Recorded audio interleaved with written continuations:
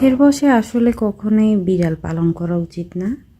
একমাত্র সামর্থ্যবান ছাড়া আসলে বিড়াল পালন করা খুবই কষ্টসাধ্য।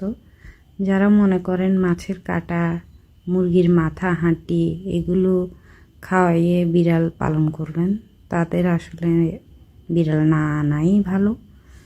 কারণ এদের চাহিদা আস্তে আস্তে বাড়ে এবং মানুষের মতোই ঠিক এদের রুচির পরিবর্তন হয়, এদের প্রয়োজনে অনেক খরচ করতে হয় এবং এদের ট্রিটমেন্টে আমি বলবো যে মানুষের থেকেও বেশি খরচ হয়। আর আপনারা যারা আসলে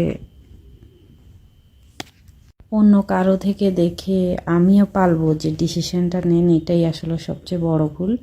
আসলে বাস্তবে আপনি তাকে কিভাবে রাখবেন এই ধরনের একটা প্রস্তুতি আপনাকে নিতেই হবে।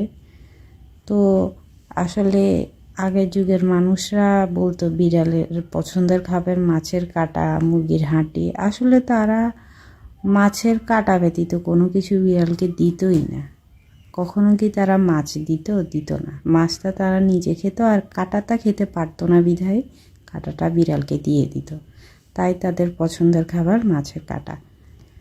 আসলে তাদের পছন্দের খাবারের লিস্ট অনেক বড়।